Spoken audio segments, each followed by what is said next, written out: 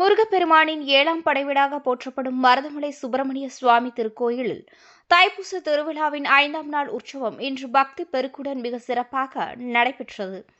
இந்த ஆண்டுக்கான தைப்பூச பெருவிழா கடந்த ஜனவரி 26ஆம் தேதி மங்கள வாத்தியங்கள் முழங்க வேத மந்திரங்கள் ஓத முறைப்படி கொடியேற்றத்துடன் கோலாகலமாக தொடங்கியது.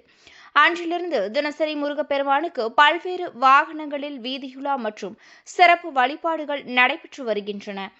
திருவிழாவின் 5ஆம் நாளான இன்று உற்சவ மூர்த்திக்கு சிறப்பு அபிஷேக அலங்கார பூஜைகள் நடைபெற்றன.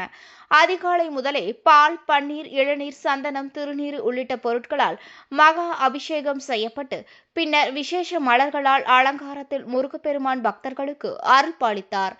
தைப்பூச திருவிழாவையொட்டி கோவை மாநகரின் பல்வேறு பகுதிகளிலும் அண்டை மாவட்டங்களிலிருந்தும் ஆயிரக்கணக்கான பக்தர்கள் பாத யாத்திரையாக மருதமலைக்கு வந்து சாமி தரிசனம் செய்து வருகின்றனர். இன்று வரிசையில் நின்று வெற்றிவேல் முருகனுக்கு அரோகரா என்ற பக்தி முழக்கங்களுடன் பக்தர்கள் தரிசனம் செய்தனர்.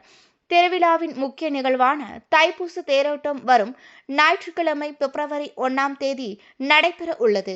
அன்று காலை சுவாமிக்கு விசேஷ பூஜைகள் செய்யப்பட்டு திருத்தேர் வடம் பிடித்தல் நிகழ்ச்சி நடைபெறும். அதனை முன்னிட்டு தற்போது கோவில் வளாகம் முழுவதும் மின் விளக்குகளால் அலங்கரிக்கப்பட்டு திருவிழா கோலம் பூண்டுள்ளது குறிப்பிடத்தக்கது.